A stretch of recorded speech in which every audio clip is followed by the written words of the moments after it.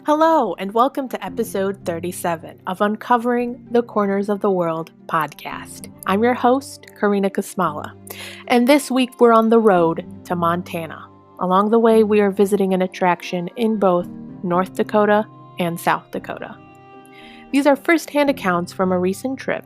These are some of the places you'll find when you're traveling that you might not previously known about, mixed in with some historical information from various sources. We're starting off this adventure in Montana. Montana is in the western part of the United States, and it's located near the Canadian border, as well as borders Idaho, Wyoming, North Dakota, and South Dakota. It's the 41st state and ranked the 4th largest state in the United States. It's home to 100 species of animals that live within the state's 53 state parks and 7 state forests. If you travel to Montana, you must try huckleberry. Walk into any Montana store or gas station, and you'll notice that there are a lot of huckleberry flavored foods. From huckleberry water to huckleberry pies, muffins, tea, and even chocolate, to name a few. Huckleberry is similar to a blueberry in its size and appearance. However, one distinct feature that makes a huckleberry different from a blueberry is that a huckleberry will taste both sweet and tart. Our first visit is 5,300 feet up a mountain in southeastern Jefferson County, Montana, to the Lewis and Clark Caverns State Park. The Lewis and Clark Caverns State Park is located at 25 Lewis and Clark Caverns Road in Whitehall, Montana. This is Montana's first state park, established in 1941. It's believed that Native Americans knew about the caves, but Lewis and Clark, who traveled alongside the Jefferson River in 1805, didn't visit nor find the cave. In 1882, Charles Brooke and Mexican John found the entrance to the cave, while in 1892, a hunter named Tom Williams descended a rope into the cavern to explore it. I recommend seeing the caverns in person if you get a chance. And an interesting fact is that the temperature of the caverns is about 50 degrees Fahrenheit. On a hot summer day, this is the best place to be, and it's also the best place to be during an earthquake. From May through September, the Lewis and Clark Caverns State Park offers guided tours of the caverns, the Classic Tour and the Paradise Tour. The Classic Cave Tour and the Paradise Tour allows visitors to enter through a limestone cavern lined with stalactites and stalagmites formed from calcite deposits and water droplets. Each tour offers a different view of the caverns. The Classic Cave Tour takes visitors deeper into the cave, where they must crouch their way through the labyrinth of stalagmites and stalactites. Whereas the Paradise Tour takes visitors to see a room known as the Paradise Room that shows various naturally evolving limestone sculptures. The caverns are also home to the western big-eared bat. Our next stop is to North Dakota. North Dakota borders South Dakota, Montana, Minnesota, and the Canadian border. North Dakota is the 39th state and became a state in 1889, along with South Dakota, that became the 40th state. North Dakota is home to the Little Missouri National Grasslands, known as the largest grassland in the United States that is more than 1 million acres.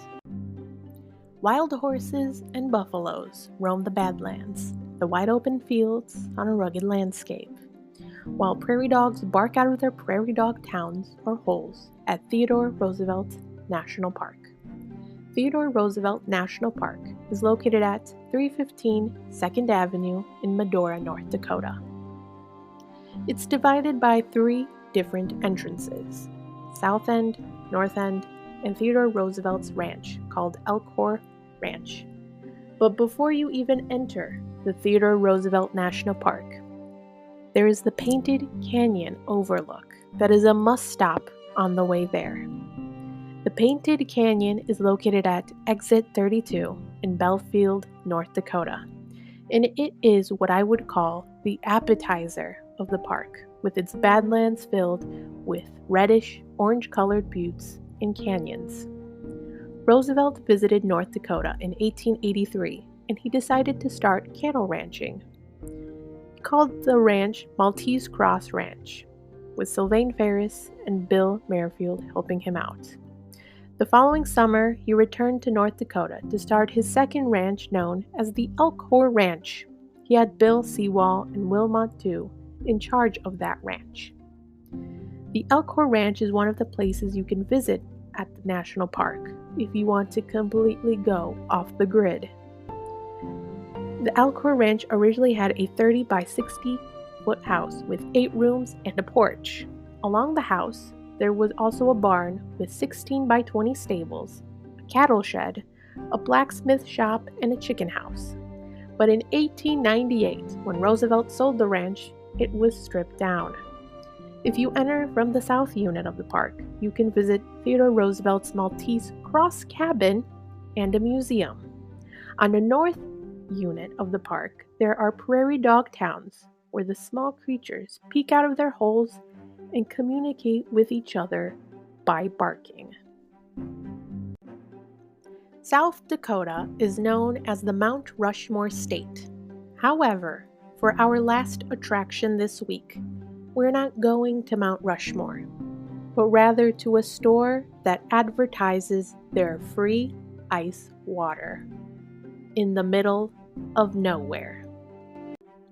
Empty fields stretch as far as the eye can see, with only a highway that cuts through. But every few miles or so, you'll see a colorful sign that reads, Wall Drug, or free ice water, or you might even see the 80-foot-long dinosaur sculpture. At 510 Main Street in Wall, South Dakota, is Wall Drug, a store that is known as the geographical center of nowhere. Yet somehow, to a town of almost 900 residents, this store attracts 2 million visitors each year. Wall Drug originally started off as a pharmacy drugstore in 1931, where Ted Husted and his wife Dorothy bought the store. In a town of about 300 poor people during the Great Depression, business was going slow. Dorothy Husted had the idea of getting travelers to stop at their store on the hot summer day by offering them free ice-cold water. She had help and placed signs directing people to stop at Wall Drug. Soon people didn't stop at Wall Drug for free ice water, but for much more. Today, when you drive down the street to Wall Drug, you might have trouble finding a parking spot. There are several entrances to get into Wall Drug, with passageways from one store to another, or from one restaurant to another. Wall Drug and the stores across the street from Wall Drug sell various items, such as paintings, sculptures, books, clothing, or even authentically Native American made pottery and crafts. Thank you for listening to this week's episode. If you want to learn more about the Lewis and Clark Caverns State Park, visit the Montana Fish, Wildlife, and Parks website on Lewis and Clark Caverns State Park. If you're curious about the Theodore Roosevelt National Park, be sure to check out the National Park Service website on Theodore Roosevelt National Park, as well as the official website on North Dakota.